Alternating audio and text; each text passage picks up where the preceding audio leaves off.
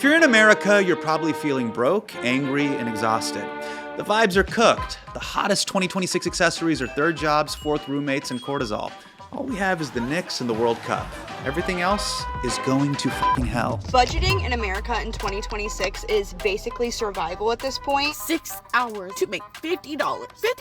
Bruh, how fucking hard do I have to work in order to fucking survive, bro? Why isn't anyone having children? Gee, I wonder. I think what older generations are having a really hard time conceptualizing is that we're We're all gonna get priced out. I did everything right. Can't get ahead. They just think they can squeeze more and more and more. It's gonna collapse. Today, only 21% of Americans say that the economy is doing well. That number tanked after the pandemic and has not recovered. Now, obviously, there are a lot of reasons to feel shitty about the economy, but the one thing that may connect them all?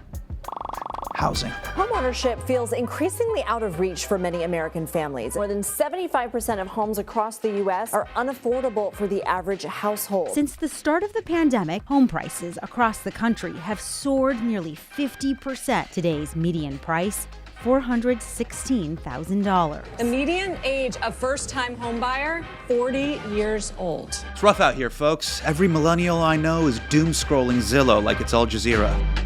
When housing is too expensive, it doesn't just make it harder to buy a house. It acts as a kind of bottleneck that makes a bunch of other problems worse. There was an economic article in 2021 called The Housing Theory of Everything, which laid this out beautifully. For example, when an extra bedroom costs an arm and a leg, people have fewer kids than they actually want to have, lowering the birth rate. When housing is hard to find, people can't move to where the best jobs are, which drags down productivity for the entire economy.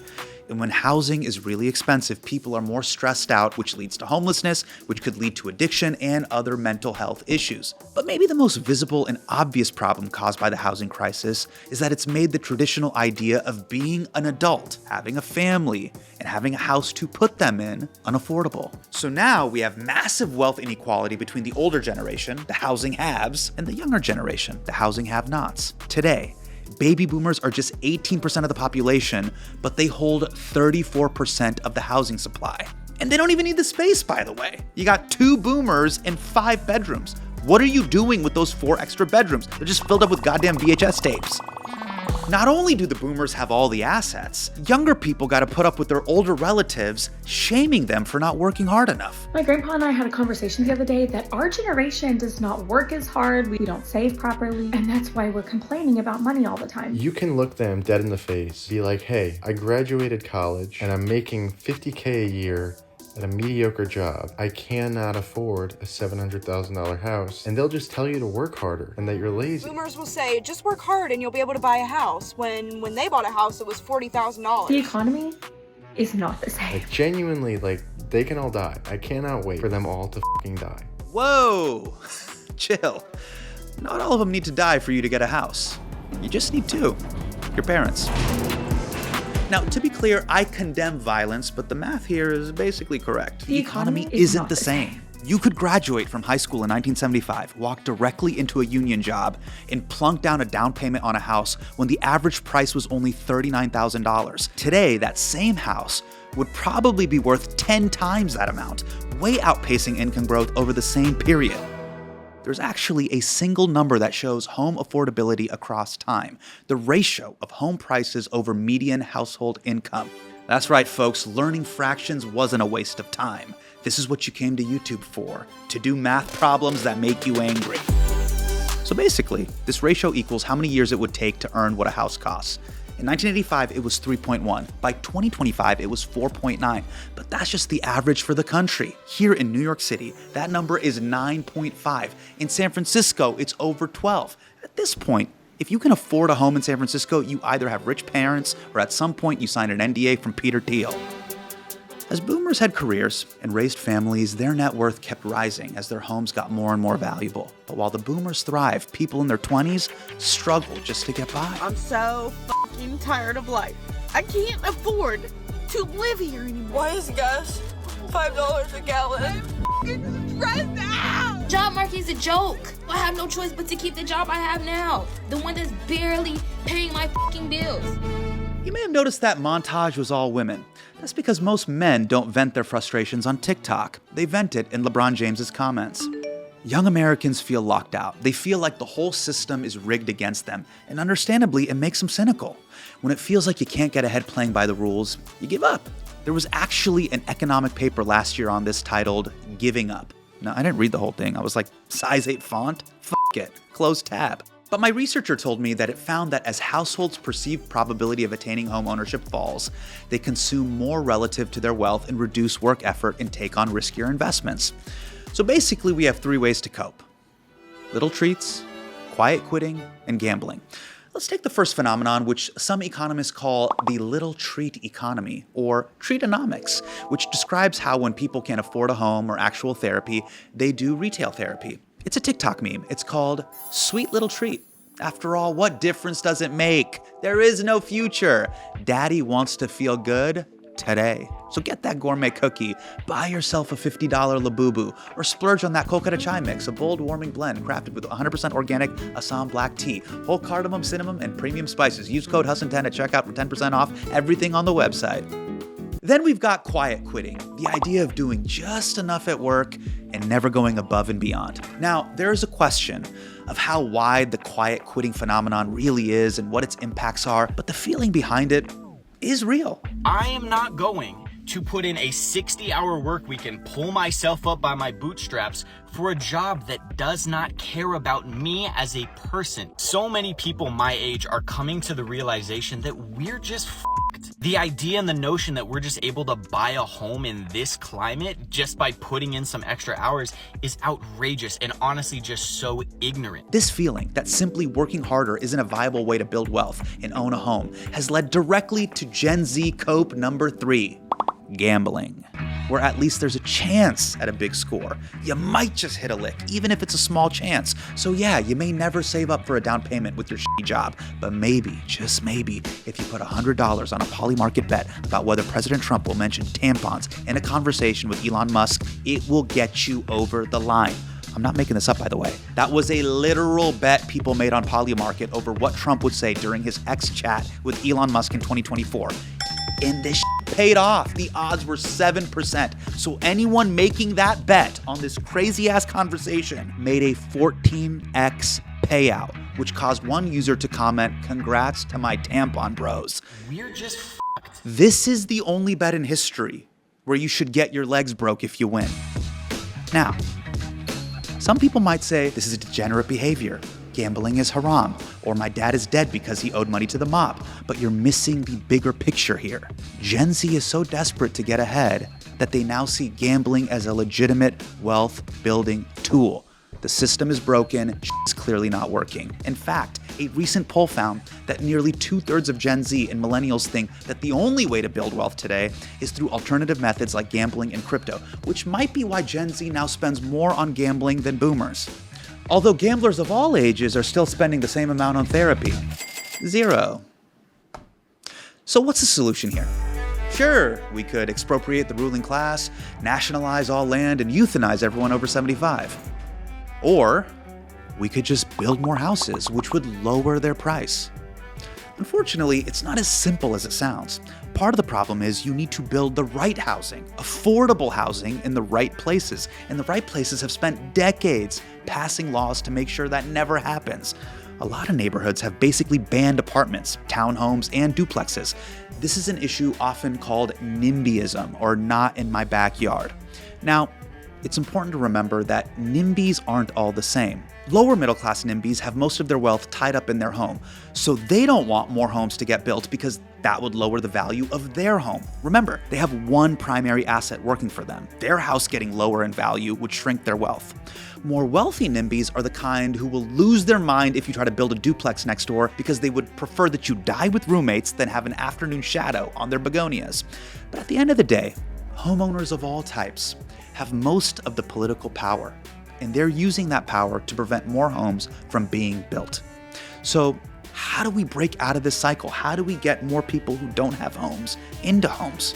To answer that question, I sat down with Kyla Scanlon. She's a contributing opinion writer for the New York Times and the author of In This Economy, How Money and Markets Really Work. I'm telling you, man, this is essential reading. We talked about Gen Z's financial nihilism with the help of a visual aid drawn by one of my Gen Z producers. Looks like she's crying. And she works for you, and She she's works crying. for me. Now it says paycheck $1. That's not true.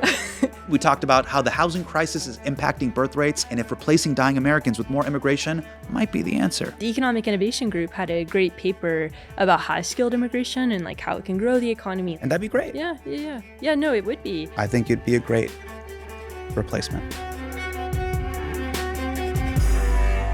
And our discussion of sewer infrastructure went way off the rails when I went on one of my classic Teenage Mutant Ninja Turtle tangents. They're just teenagers, they're underage, but they do have a guardian. Splinter. Splinter is their master. He's a rat. He is technically their legal guardian. And the irony of it, Kyla, is that the whole movie is about brotherhood. Now, the Foot Clan do follow them into the sewers, but the Foot Clan are human beings. Shredder and Splinter at one point were actually training together in ancient Japan. None of the mayors or the political establishment had the guts to stand up to him. Splinter was trying to protect Shredder, his master. The problem is that everybody thinks they're a Michelangelo, but I'm more neurotic. I'm more of a Leo. Sorry, how was the sewer related to our conversation? Hey, I'm just saying, we talk about elite power and worker power on this show.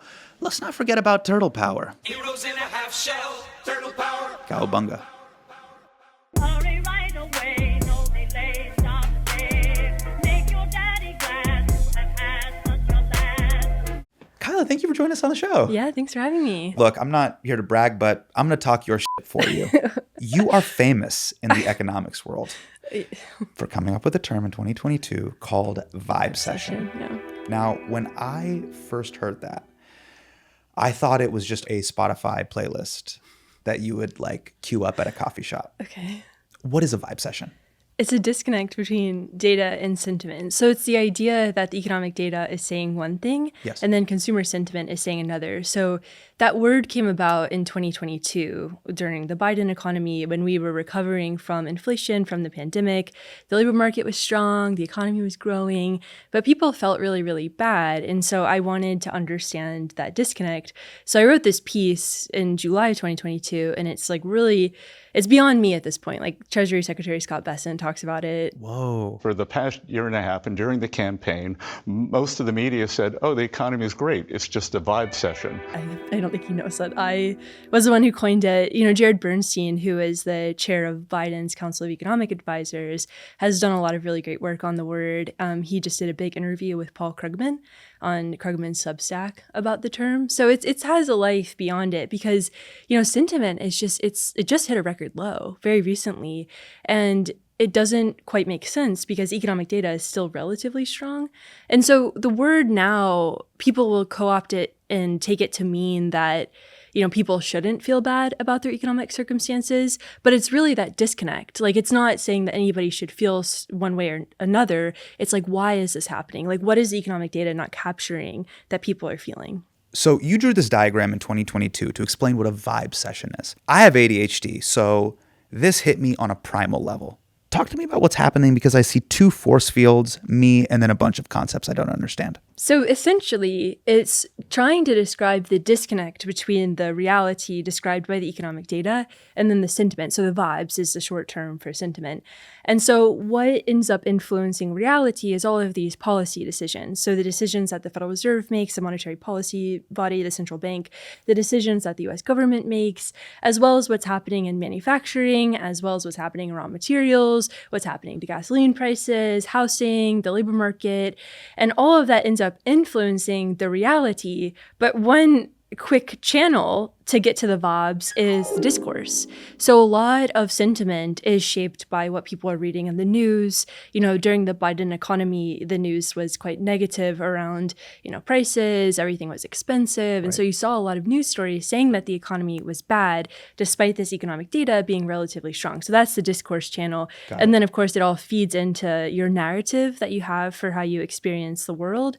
And so your experience of the world and the evidence that you have from your lived life ends up influencing the expectations that you have around the world. Yeah. And that influences your perception and then your interpretation of your experience. So as someone who lives and breathes the economy in economics. How do you make sense of what this idea of the narrative is? Yeah. For example, when you wrote this piece, a big part of the narrative was eggs and gas. Yeah.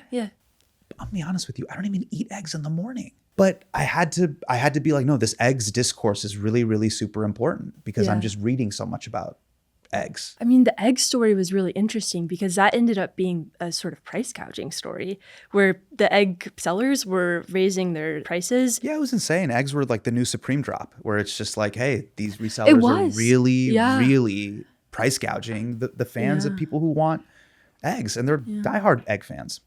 I don't want to put you on the spot here, but people ask you for your expertise all the time. Kyla, how would you say things are right now for the American public? Because you have both the information and you're acutely aware of the vibes. I mean, I think right now is really hard because, as I said, sentiment hit a record low. And so that's been another puzzle is like, why are people, what's going on? Yeah. And a lot of it comes down to structural affordability problems. So housing is really expensive. Childcare is really expensive. Elder care is really expensive.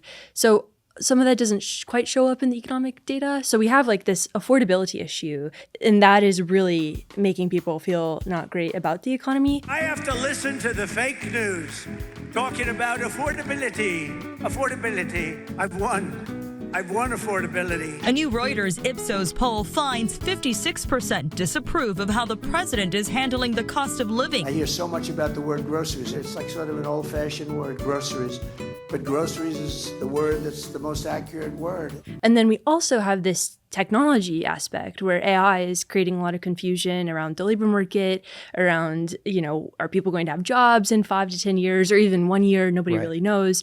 There's also a lot of political uncertainty, the geopolitics of it all, the decisions that the Trump administration is making. To what extent are Americans' financial situations motivating you to make a deal? Not even a little bit. And then there's the broader issue of financialization. So you have things like private credit creating a lot of problems in the economy, a lot of question marks around the stability of the financial system. And so I think you have these like core components, the affordability problem, the tech problem, the politics problem, and the financialization problem that are really contributing to how people are worried about their economic circumstances. I mean, you wrote another banger on the Wall Street Journal titled Why My Generation is Turning to Financial Nihilism. Yeah. Now, I hit the WSJ paywall, so I don't know what you wrote in that piece. What is financial nihilism? So financial nihilism is a term that was coined by Dimitri Kofinas, who runs the podcast Hidden Forces, back in 2021. And so he was theorizing that people were turning to risky investments as a way to just show distrust in the economy, to show distrust in financial markets. And so the theory behind that, which a research paper came out in November 2025, providing some credibility to the theory, is that if people feel like they don't have the chance to participate in the economy, they're going to turn to risky investments, to prediction markets, to sports betting, whatever it may be, to try and hit some moonshot because they feel like they don't have a stable path forward. So the financial nihilism aspect is people sort of dipping out of the economy and saying, this is not working for me. I'm going to go down a different path, a more riskier path. Now, unfortunately, you didn't draw a diagram for this concept, but my producer Annie did draw one summarizing your article, paying homage to your vibecession graphic. Nice. Let's take a look. Yeah. So this is Annie. She's a producer here on the show. Yeah. So here she is. She's sitting in front of a laptop, just paying my dues. Looks like she's crying. Her paycheck. And she works for you, and she works crying. for me. That may be because of the news, not because of me. Oh, I see. Something is happening on the screen. Now it says paycheck $1. That's not true. Annie, you make a lot more than $1. And then what's happening is all this money that's coming her way, it's going into this feeding tube: rent, health insurance, student loans, groceries, transportation, savings, question mark, deodorant, and then toothpaste. This is the vacuum of responsibility. It's just getting sucked into that. Yeah. Her reality is 100 square foot apartment, barren wallet. Oh, geez, that's small. She figures she's going to retire at 87. Yeah. And then the vibes are in terms of dreams and plans. No home, no baby, no wedding, no retirement fund. Oh my goodness. So this is pretty bad. I mean, I know it looks very Dr. Seuss and it's colorful, but it's pretty bad. What do you have to say about this? I think the reality is what a lot of people, here in New York are facing, especially with the really small apartments. So my first apartment in Los Angeles was about 300 square feet, and it was so expensive, way more than what I was making. And so a lot of people are dealing with that, where your salary is not covering what you need from a house. And there's studies that show if people are not able to buy a big enough house, they're going to have dashed dreams, not be able to have a family, not be able to build out the life that they want. And part of that is sort of the generational handoff being quite stalled. So boomers own most of the 3 to 4 bedroom homes in the US. They're 18% of the population, and they own like 30% of the housing stock. So like that's one part, I think, of the dashed dreams, is we do have this generational freezing that's going on. But in terms of where the paycheck goes, rent is eating up more and more of people's housing costs. A lot of that is the housing supply problem, not building enough, especially since the Great Recession. Health insurance keeps on going up as well. Student loans is a big, big issue. The U.S. savings rate just hit an all-time low. People were saving a lot of money post-pandemic, and they haven't been able to since. Deodorant and toothpaste, I guess. Major. Yeah, a big part of it. They're locked up behind bars at CVS. Yeah. You try to go into CVS, you got to get toothpaste. It's like it committed vehicular manslaughter. Yeah. So there's 2 ways that financial nihilism is presenting itself right now. You got gambling and you got little treats. Let's start with gambling. Nearly 2/3 of Gen Z and millennials think that the only way to build wealth today is through alternative methods like gambling and crypto. Mm-hmm. Jesus. Yeah. Mm-hmm. Why? Well, I think that it's sort of the lack of long-term trust. Like the Harvard Youth Opinion Poll came out in April 2026, and young people just don't trust institutions. And so if you think about what trusting an institution requires, it requires long-term thinking. It requires believing in a 401k or believing in the stock market for a long period of time. And so people are turning to these moonshot bets as a way to circumnavigate that because they don't necessarily believe in their long-term future. Is it about building wealth? That was the term that you used. Or is it really about, hey, I need to get rich yesterday? I guess, what do you think the difference between building wealth and getting rich is? I think what you had alluded to earlier, which is building wealth requires a longer term frame of thinking. 5 years, 10 years, 15 years, 20 years. They even talk about 30 years. Crypto, Labubu's, flipping things on StockX, that window is much shorter. Yeah. No, I think it's are you saying the short term versus long term? Yeah, short term versus long term. Yeah. Yeah. I think a lot of people don't believe that there's a long-term available for them, Here's a fun fact, which is actually kind of depressing. Americans spend over $100 billion per year on lottery tickets, which calculates out to roughly $300 per person per year. When you hear a stat like that, what do you think? I think people are trying to strike it rich. My dad plays the lottery, and his idea is that you have to try or else you'll never do it. So I think for a lot of people, they'll participate in the lottery, put aside a little bit of money just in the hopes that they'll have the moonshot. Do you think there's an element of desperation to it as well, in the sense that, hey, the entire economy feels like a casino? Yeah. So I might as well take my shot? Or like you were saying with your dad, of like, hey, you can't win if you don't play. Yeah. So I guess I'll get the scratcher. Yeah, right now it's such a hands-off approach to the casino side of the economy. Like the Trump administration themselves kind of gamble in foreign policy, and so how they're approaching regulation for prediction markets, all of this stuff. It does feel like you might as well play the game, and so a lot of people are doing that. I think sometimes to their detriment. Here's another way that nihilism is expressing itself. You described this thing called the little treat economy. What is that? Well, it goes back to what you were saying about Labubus. If people feel like they can't afford a house or afford an economic life, they're going to return to risky investments, but they're also going to return to kind of buying little things for themselves because it's like, well, I'm not saving for a long-term plan, so I'm going to buy Labubus, or I'm going to buy like a pistachio Dubai chocolate latte. And it's all of this is very rational. I'm not saying that people are making the wrong decision. I think all of it makes a lot of sense, but that's the little treat economy, is that people will, get themselves nice little things, which I think makes sense. So is it essentially, if I'm hearing this right, hey, tomorrow's going to suck, but I can make today a little bit more yummy. Yeah, like your producer kind of drew out, you know, like sort of the little treats are nice. Well, there was no little treat. There in was no Annie's little diagram. treats, actually. Do you have a little treat? Do I? Are there little treats that you like? I like buying pens. What kind? Well, I like my Pilot Is pen. is that the Pilot G2? Vision Unique? Oh, Yeah. Okay. Yeah. Uniball Vision is one of my favorites, but the Pilot G2 is pretty the great too. Pilot G2. I like how it has the hook. Yeah. Yeah. There's also there's a pen store in Nolita. I mean, you want to talk about little treats. They have like pens from Germany, Japan. Yeah.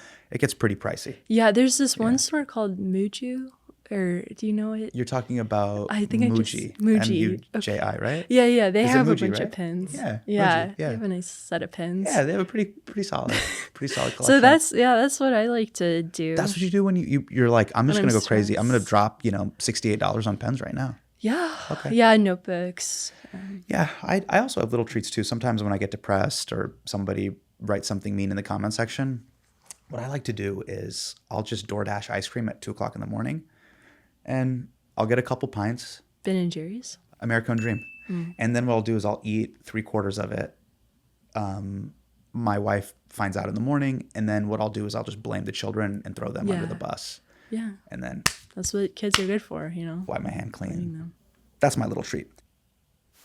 Picture this. It's summertime. Like any responsible parent, you have plans to teach your kids the art of the cold plunge. You inflate the pool in your backyard, but the presence of a foreign invader derails your fun. Not the Norwegians visiting for the World Cup. I am talking about pests, mosquitoes specifically. These parasites, these vampires, are in your yard trying to drink your blood. When you were just trying to reduce inflammation, you need backup to defeat them. But backup is expensive and gives you a 4-hour window during which they may or may not show up. Kiss wellness goodbye. No more sunshine. You're sitting inside. That is, until I learned about Pesty. Thanks to Pesty's DIY pest control kit, I haven't seen mosquitoes in months. I got my freedom and my peace of mind back. The kit includes everything you need to fight these mini militants yourself. It has the same pesticide the pros use, a mixing bag, sprayer, gloves, the whole shebang. Pesty's formula also has been used in hospitals and schools all over the country, so the backyard stays family friendly. What are you waiting for? Fix your bug problem before it gets worse.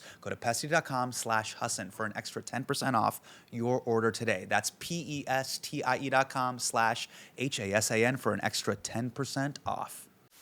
Kolkata Chai has brand new tea bags. It is so easy, I literally don't have to think about it. Hot water, tea bag, mug, dunzo. Okay, but what do I think about now? But real talk, what is a microwave actually? It hums, it dings, it spins, but what is making the food hot? Hello! Screw you, countertop Chernobyl. Hard pass. Okay, just enjoy this moment for 1 second without, ooh, hello fridge. Oh, my chilly little frenemy. I tolerate you, but I do not trust you. Do you remove heat or do you add cold? Ew. I'm getting cold just thinking about it. I should make some chai to warm up. Stupid Hasan, you're already making chai. But I forgot about it because these tea bags are literally doing all the work. Wait, is it a tea bag or a chai bag or a chai tea? Nope, no. Not going there. Just add hot water, milk, and sweetener of your choice. Honestly, it's the best chai in the game. I should go tell someone. One of the things I think about when I read contemporary works that talk about the economy is that the way this is right now? Or is this the way it's always been? Mm-hmm. Here's a quote from George Orwell in 1937 from his book, The Road to Wigan Pier, describing the British economy at the time. Yeah. Did you read this book? No. Okay, let's take a look at it. All right. Trade since the war has had to adjust itself to meet the demands of the underpaid, the underfed people, with the result that a luxury is nowadays almost always cheaper than a necessity. And above all, there is gambling, the cheapest of all luxuries. 20 million people are underfed, but literally everyone in England has access to a radio. Whole sections of the working class who have been plundered of all they really need are being compensated in part by cheap luxuries which mitigate the surface of life. Kyla, when I read this, I mean, George Orwell is basically talking about Bravo TV and Labubus and Dubai chocolate lattes. So is this 1937 or is he describing 2026? I mean, there's something called Baumol's cost disease, which John Byrne Murdoch just wrote about for the FT. Well, he wrote about it a couple of months ago, which is the idea that goods, like these cheap luxuries, get cheaper while services get more expensive. So healthcare costs will go up, but your radio will be cheaper. So people, like even a TV, right? Like this TV is way cheaper than it would have been 10 years ago. Yeah. So goods get cheaper over time because we get better at producing them, we get more efficient, but services are a bit harder to make more efficient. So they get more expensive over time. And so I think Orwell was kind of writing about that. Like everyone can have access to a radio, but these services are still hard to access. Yeah. What's an example of services? Healthcare. Okay. Mm-hmm. Would education be Same a service thing. as Yeah. well? Okay. Yeah. Anything that requires like people, like human capital. Got it. Right. So like a podcast producer even as a service that might get more expensive over time. Kyla, I don't pay Annie $1. I just want to let you know that. That was just a drawing for comedic effect. Yeah, no, No, because I was like, I'm going to bring Kyla on the show. She's going to explain what's happening. But I also thought I may need to get a lawyer. Yeah, I mean, yeah, it should So say these were like two $10, two very different vibes. Yeah, for sure. Quick follow-up. Did anything bad happen after 1937? Yeah, the war. Great. Yeah. You got that right. Oh, are there quizzes throughout it too? It's just sometimes I try to remind myself to just have follow-ups. Generally, comedy podcasts don't do follow-up questions. Oh, really? So if I do that, I think I'm just top Doing of class. a good job. Yeah. Oh. Now, some of the little treats in this economy don't seem that little. I want to show you a 100% real ad for a new service that I'm pretty sure is targeted at millennials. I think you've talked about this in one of your articles. Let's take a look. The future of travel is here. World-class dining. Critically acclaimed in-flight entertainment. Custom lay-flat beds with 4 times the legroom. And coming soon, Tailwinds, the first ever in-air dog park. Introducing Bark Air. Finally, dogs will fly the way they've always deserved to. First. If you think this is a joke, you're not a dog person. Bark Air, a 100% totally real airline for dogs. Okay, so I have famously gone on the record and said that I am not particularly cool with dogs. Oh. But is this really a little treat? That's something a little different. Yeah, I think. We looked this up. A flight on Bark Air from New York to LA. expensive. Guess how much it is? $1,000? Right now it's $7,000. $7,000? That's what I'm saying. Wow. Kyla, you can totally go off on dog owners, by the way. Like, unload the clip. I have a dog. Okay. Her name's Piglet.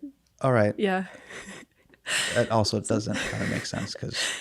Well, no, because she snorts like a pig. So she's great. I would never put her on a flight though. Like we don't do that kind of stuff. So as an economist, how do you make sense of this? Because like to me, this seems very luxurious of like, hey, dogs get full flat back, first class. Humans will put them in crates. They will fly underneath. Yeah. I mean, part of What's that. going on here? There's a lot of rich millennials. And Okay. so that's kind of part of the situation is that a lot of millennials have, and it's not a bad thing, but like a lot of millennials have invested in their dogs like you would a child. And so they have this, again, this sort of excess money. Maybe they're not buying a house. Instead, they're buying their dog a first class belly rub flight. And so it's just like, there's something called aspirational displacement where people have enough money. And this is a very, certain segment of the population, but they have enough money, but again, not enough money to buy a house, or maybe they choose not to do that. And they have this excess capital that they'll spend on things like this. It's sort of similar to what we see in the beauty industry too. Like people will spend a lot of money on the self-care products because they have just enough to spend a little bit more on these things. Yeah. I want to sort of follow up on one of the ideas that you've presented, which is this idea that, hey, no matter how hard I work, I will never be able to own a home. House, yeah. A 2024 poll found that 42% of Americans and 46% of Gen Zers agreed with the statement that no matter how hard I work, I will never be able to afford a home I really love. Do you find that the lack of a pathway to own a house leads to despair, which ultimately leads to bad vibes? Yeah. This problem of perceived housing affordability Yes. leads to the displacement of, people gambling on the economy or, making these other decisions around little treats or I guess, big treats and sending their dog around the world. Yeah. Can you help explain a concept to me real quick? Back in 2021, there was this article in the online magazine Works in Progress called The Housing Theory of Everything. Now, I didn't read it because the font was too small and I was driving, but can you explain it to me? It's essentially that housing is the title gives itself away, but it's the fertility situation that we have in the United States where the fertility rate is below the replacement rate, meaning that we're not having enough kids to continue to grow the population. Part of that is a housing problem. The health of the general public is a housing problem too. So people are really far from their workplace and so they're driving for long periods of times or have extraordinarily long commutes. And so they kind of lay out that all of these ailments within American society, or even honestly, this is sort of in most Western countries, all of these elements that are happening in these countries is driven by a lack of affordable housing. Lack of affordable what? Housing. You say housing? Can you say Boise? Boise, Idaho? Yeah. You didn't say Boise. You just said Boise. So how do you say housing? Housing with a Z. Housing. Housing. But it's an S. Housing. Housing. Du Bois. Du Bois? The fellas. I don't Du know. Bois are a group of just rambunctious. Oh, I see. A group of kind of, knucklehead ne'er-do-wellers. Ne'er-do-wellers? Just getting after it in the basement, giggling, rough housing. Housing. Housing. Zing. Housing? Housing. Busy Phillips. Yes. Busy Phillips. You got it. Busy Phillips is doing a monologue about housing. Housing. Yeah. You talked about the low birth rate. This is a big issue with aspiring grandparents and aspiring Nazis on YouTube. Yeah. How is home ownership exacerbating this problem? Well, if people feel like they don't have enough space to have a family, they'll be less likely to have a family. And then also it goes back to the affordability issue where if housing costs are housing costs are too high, then people will be like, it doesn't make sense for me to deal with this. Childcare is really expensive. So we have these structural forces that are making it really difficult for people to make the decision to have kids. I think that the natalist narrative is kind of harmful. I don't have kids. And, they're like, all women should have kids by the age of 20. And I don't agree with that. Yeah. Because there's two ways to grow a population. You have immigration or you have more children. Right. And we can pull the immigration lever. We just don't want to. Right. I mean, if there's a bunch of older Americans that may die, you can always bring in more people. Yeah, and we 1 in 5 Americans are going to be over the age of 65 by 2030. It's going to be a very different economy. But I think the fertility narrative can be quite, like what you said, Nazis on YouTube get really weird about it. Yeah. But you can pull that. You just said the immigration level. You could, yeah. And that'd be great. Yeah, no, it would be. The Economic Innovation Group had a great paper about high-skilled immigration and how it can grow the economy, all of these ways that we can, have a more dynamic economy. And immigrants love to take care of older people. That's one familial part values, of it. multi-generational That's not one homes. part of it, but yeah. I mean, so it'd be great. Yeah, it's just if people want to come to the United States, we should make it so they can. That is sort of the whole thing with the United States. I think it'd be a great replacement. But it's not very popular right now. Devil's advocate. Should home ownership still be a part of the American dream? Yeah, I get asked this a lot. I think that, when we think about the economic ladder, right? So sort of the American dream, ever since the GI Bill came out post-World War II, is you go to college, you get this career, and then the career enables you to buy a house, and then you have a family, and then you retire. That's been the path that we've told people to go down. Right. And that's been the path that a lot of people aspire to because it's a great path. But as home ownership becomes more out of reach, we do see people deciding to spend more money on their dogs or deciding to buy these little treats or deciding to gamble on prediction markets. And it is a different version of the American dream. I think home ownership is interesting because what home ownership allows, and renting allows it to a certain extent, is home ownership allows you to build a community. The 30-year mortgage is this innovation that, you're going to be there for probably 30 years if everything works out. Yeah. And that allows people to build roots. It allows them to invest in their surroundings. They care about the school that their kids go to. They want things to be nice because they are quite literally invested in where they're They living. have a converging interest with everybody in that neighborhood or community. Yeah. A multi-decade commitment to that community. 30 years is a long time. Well, how do you explain that to a generation that's growing up now where, hey, do we even own things? I subscribe to Apple TV and I also subscribe to pay my rent. It's all just in the cloud. Yeah. I mean, I think it's very transient. Like, I'm a renter. I certainly don't own a home. And yeah, you do kind of have this feeling of fleetingness, especially when rent increases and, you're always thinking about it's not permanent in any real way. Yeah. Why are homes so expensive? Do you have a drawing that can explain this? Off the top of my head, I don't know if I have a drawing that explains it, but the reason that they're so expensive, and this has been very well documented, is it's a supply problem.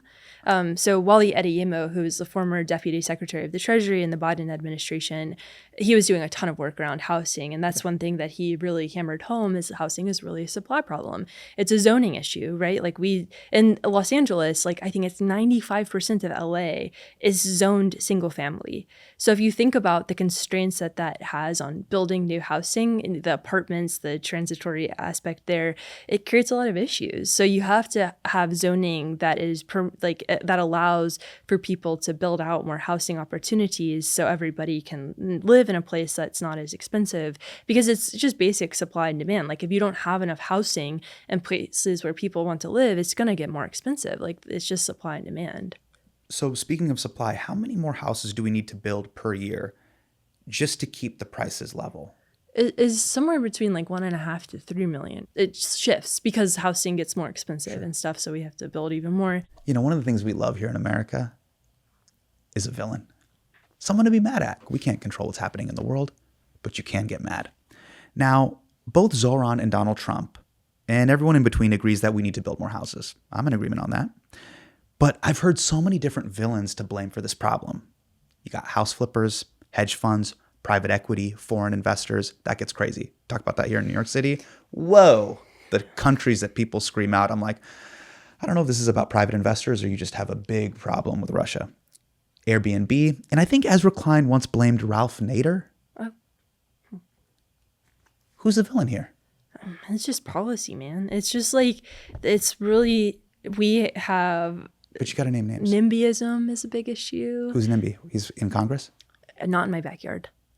So it is people who say, don't build houses near me because I'm worried that my home is going to depreciate in value, because a home in the United States is both a speculative asset and a place to live. So a lot of people are like, my home is my retirement plan. Yeah. If you start building a bunch more homes near me, my $2 million house is only going to be worth $1 million. So you cannot build this in my backyard. Wait, so just to be clear, are NIMBYs those people that are turn the volume down or I'll call the cops? Are those NIMBYs? They might be a version of it, yeah. Those people are the worst. It's dude, you didn't get invited to the party. Now stop being a hater. Yeah. Or just be a cooler neighbor and you'd get invited. Yeah, but they don't want neighbors.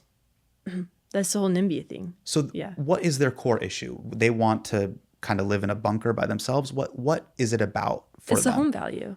Okay. So they're worried that if people build a bunch of homes near them, that their house will depreciate in value. And there are studies that show that homes don't depreciate that much as more gets built around them, especially if they're higher quality homes. It tends to raise property values in some instances.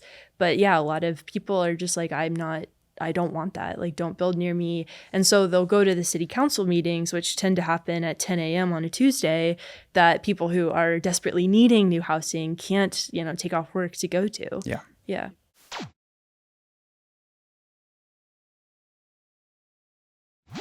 You know what? I want to apologize, Kyla. I need to stop being a hater. That is something that I just wrote down in my journal. Stop being a hater. Today? Just in general. Sometimes I'll be like, why is so-and-so in every mood? And I'm like, stop being a hater. Yeah. Focus on solutions. Right. Let's talk about one of the solutions that you've talked about before, upzoning. What is upzoning?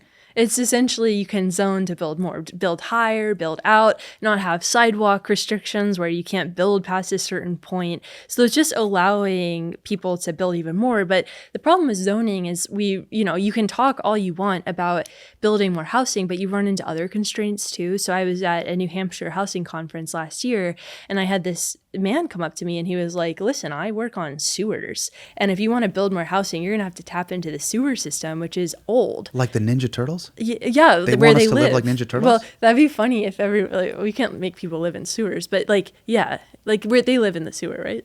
The Ninja Turtles? Yeah, they live in sewers. Okay.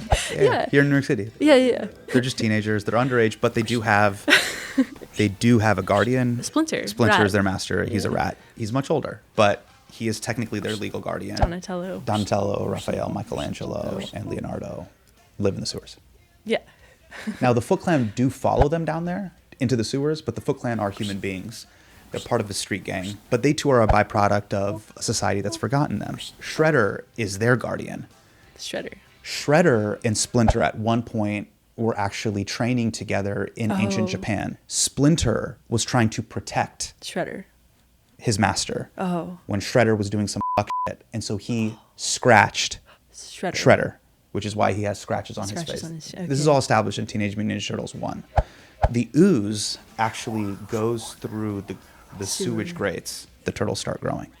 Wow. And then Splinter looks after them as a father figure and philosopher. Shredder then comes to New York and starts wreaking havoc within the city. Now, they start to get their ass handed to them by these vigilantes in the shadows. He comes to find out, these vigilantes are very good at kung fu.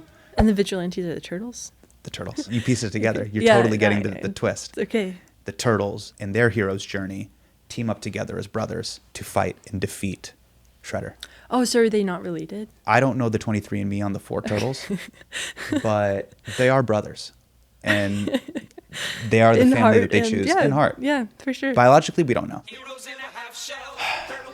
Sorry, how was the sewer related to our conversation? So, it's where the turtles live, but it's also a big constraint on housing supply. Right. So you have to expand out the sewers. There's some element of pressure there where a lot of the infrastructure in the United States is old. And so you have all of these underground things that have to expand as housing supply expands. So it's not as simple as just like building more homes. There's all of these other things that you have to consider too that can make it very complicated. There's been this huge discussion in New York City around converting unused commercial real estate into residential buildings. Now, I've heard that's hard. Mm-hmm. Why? It requires a lot of work. You essentially have to take the inside of the building and add a bunch more bathrooms as well. And so sometimes it can just be more expensive to gut out a commercial building and take it residential than it would be to just build up residential. It's really a bathroom problem. From what I remember about this conversation, yeah. So, do you remember how Toys R Us went out of business? They went bankrupt. Yeah. Yeah. Toys R Us, Blockbuster, Radio Shack. Yeah. Turn them into homes. Yeah, people argue that you should turn the bank branches into housing too. Sure. Wells Fargo. Right. They're giant. They have so They're pretty many- big in there. It's very fancy. But yeah, And I the mean, bathrooms are pretty nice in there. But like you have to have so many more bathrooms in a home. Well, former Mayor Eric Adams had a solution to this problem as well. Let's take a look. And I believe in this concept, something I saw in other countries called, instead of we work, we live. My son lived differently. He has a stove in his apartment. I don't think he knows how to turn it on. He eats out. Yeah. He loves this shared living. So why can't we do a real examination of the rules that state every bedroom must have a window? You don't need no window when you're sleeping. It should be dark, He says a lot of stuff that I don't agree with. Former Mayor Eric Adams. Yeah. I wouldn't. Do you want to unpack this? I wouldn't take him as a expert on this subject. That was a thing that I think Charlie Munger was working on, who was Warren Buffett's partner. Sure. Was this dormitory for a college where many of the rooms did not have windows, and it became a huge issue because humans need light. It's a big part of our So Munger circadian was rhythm. anti-window as well. He was like, look, we can just put cement all around it There is and go this- full Guantanamo Bay. Right. There's this idea that people don't need things, that they just need like a bed and a place to sit, but that's not how we should treat people. Yeah. Mayor Adams was formerly a police officer, and I think what he was describing was a prison cell. Is he describing a prison cell? I think even those have windows in some cases. You're right. Yeah. So, but it did sound similar, sort of the bare necessities, and then people like it's very much like people just should work and they should go home only to sleep, and that's not how most people want to live their lives, at least in the United States, right? How do you feel about this as someone who, again, you're an economist, you think about this stuff deeply. When he says crazy stuff like this, what's your reaction to it? I mean, it makes me really sad because I think there is this idea, and you even saw it in the drafts that Charlie Munger had, where people don't like need a lot of stuff. They don't need nice things. So like, why would we design them nice homes? Why would we allow them this level of luxury? And the standard of living in the United States has risen quite a bit. And so like, 100 years ago, windowless rooms were not that uncommon. But now the United States is so rich that it should be expected that we allow people a better quality of life than 100 years ago. And I feel like former Mayor Eric Adams is describing an America that should no longer exist. Yeah, I agree. Hot take. Humans deserve sunlight. Yeah, I mean, circadian rhythms, just even from sleeping. Yeah. Unless you're a Ninja Turtle. That's right. But they're not humans. They're turtles. Yeah. And even they have the heat lamps, right? Not in the sewer, but, you know, they still do. Go upstairs. They go upstairs, they get out. Yeah. They get out, they get pizza. The sewers are spacious as well. They're spacious. I mean, I would say they kind of smell and they're wet, but it works for them. If you're a turtle. Yeah. Hey, what's the name of your newsletter? Kyla's Substack. Or Kyla's newsletter, rather. It's on Substack, yeah. So in your newsletter, you wrote that $10,000 invested in equities in 1974 would be worth $2.4 million today. Mm-hmm. If you invested the same money in housing, it'd only be worth $139,000. Yeah. So my question, Kyla, is that should people just forget about housing and just invest in the stock market? That's what a lot of people are doing. Like a lot of young people are, they're investing also in the prediction or gambling on the prediction markets, but they're investing in the stock market as well. The United States has an interesting relationship with the stock market because we retire people via 401k, right? And so we have this expectation that the stock market is going to solve all of the problems that we don't really address with public policy. Like we just assume that everybody's going to be able to retire based on their S&P 500 earnings. And for the boomers, that does seem to be quite likely. They're going to, for the 57% of boomers that are invested in 401k, they're going to be able to retire quite substantially. But yeah, I think that we do treat the stock market, rightly so, because it has gone up so much, as this thing that people can just fall back on. But the stock market doesn't go up all of the time. That's the concern, is that people have this expectation that equity should continue to go up and up and up and up. And we have policy designed to make it so, but sometimes it goes down. And I don't think people prepare themselves mentally for that. Can you explain something to me? Because I want our audience to get their money up. Again, I'm not a financial expert and I'm not claiming to be, but I do want you to get that bag. Explain this to me. If you look at the past 100 years of the S&P 500, it is a rocket ship to the top. Let's take a look. Now, I'm not a history expert, but I'm just going to give you a quick rundown of what happened here. It goes back about 100 years. We have World War II, the assassination of John F. Kennedy. Nixon did some really bad stuff. Then we have Grand Theft Auto 1, 2, 3, 4, 5. We also have, right here around 1990, Teenage Mutant Ninja Turtles 1. Oh. Then in 1992, you have... Is that old? It's that old. Wow. Yeah. And I did go to the anniversary screening of it here at the local AMC. Support your local movie theater. Yeah. It was all just men that were by themselves. It was pretty sad. Okay. And I did put my hood up. That way no one would recognize you me. all can celebrate each other, like in community. That was the sad part, is everybody just looked forward at the screen and we did not look to our left and right. That's a missed opportunity. And that was a missed opportunity to actually stand hand in hand with my fellow turtles. Because you have this huge thing in common, which is the turtles. It was really sad. And what's crazy and the irony of it, Kyla, is that the whole movie is about brotherhood. Yeah. And we could not look to our left and right respectively and say that you're Donnie, Mike, Raph, Leo, we're all here. By the way, that was the original Sex and the City, if I'm going to be honest. Really? Was Totally. it turtles? Yeah.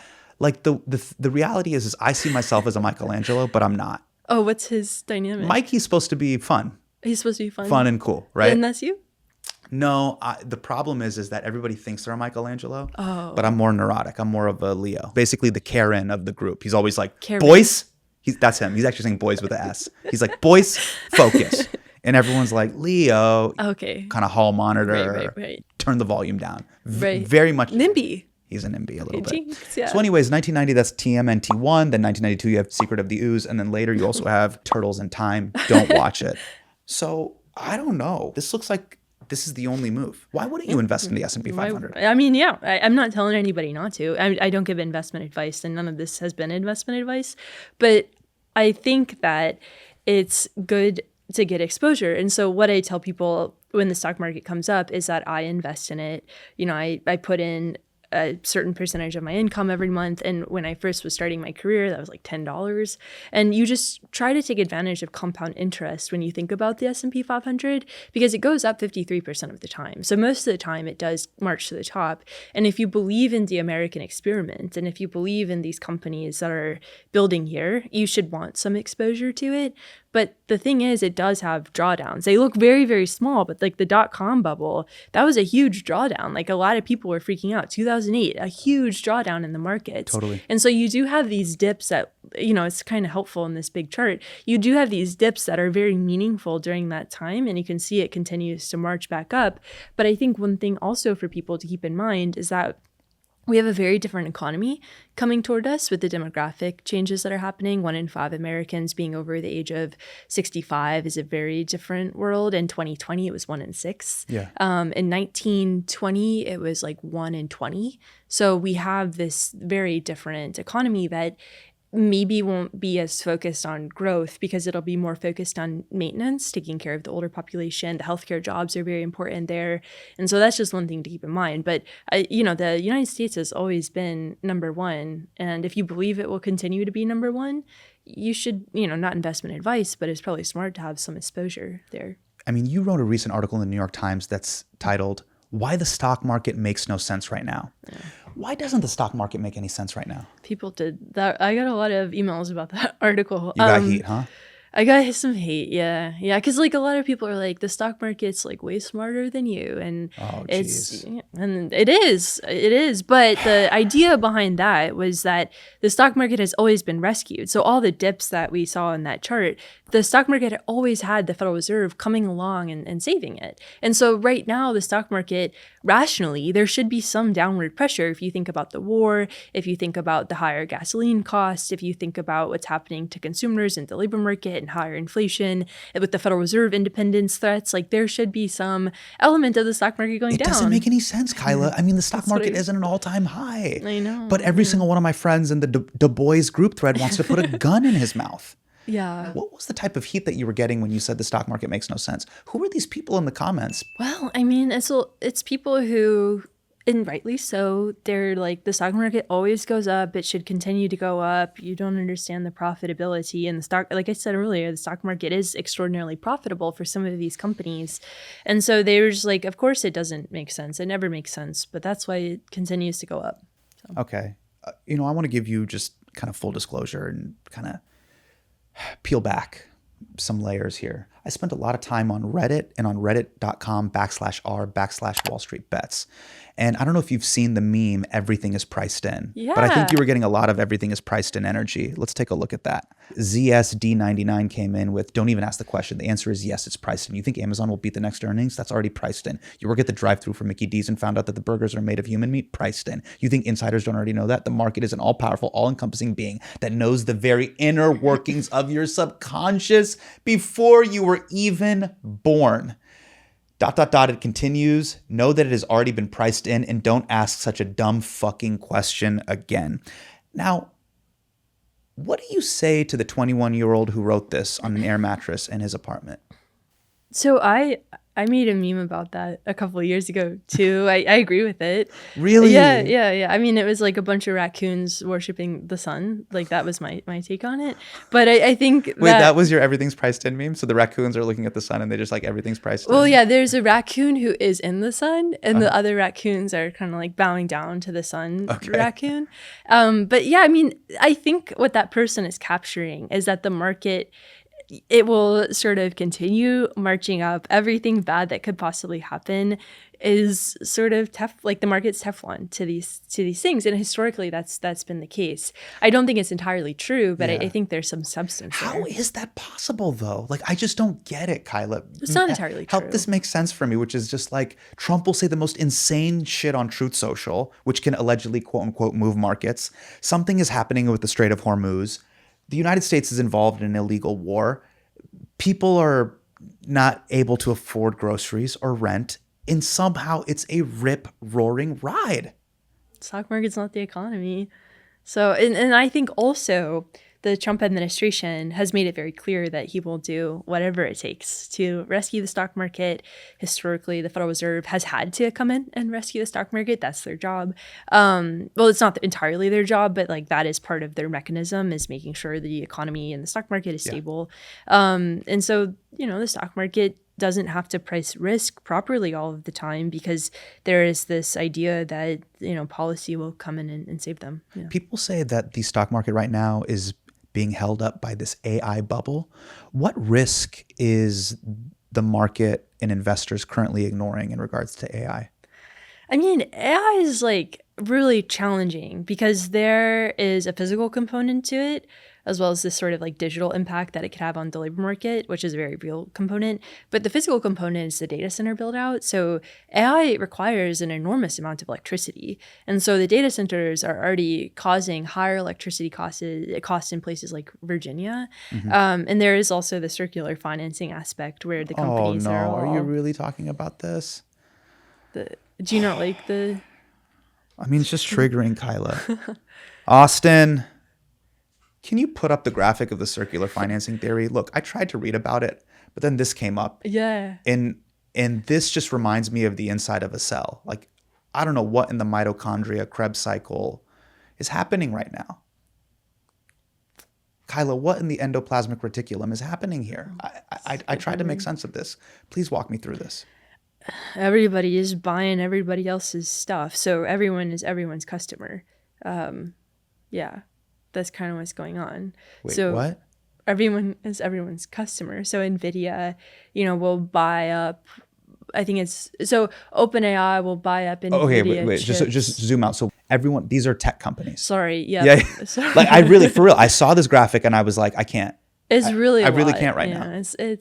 It's a lot. So the concern is that everybody's kind of, well, the tech companies, I shouldn't say everybody, they're all pushing money around. Okay. And so there isn't really any quote unquote real revenue because, OpenAI will buy NVIDIA chips and then NVIDIA has a partnership where they'll take some stuff from OpenAI. And so it's just kind of like moving money back and forth rather than it actually being substantially impactful to the actual economy. So it's just these companies kind of papering their numbers up.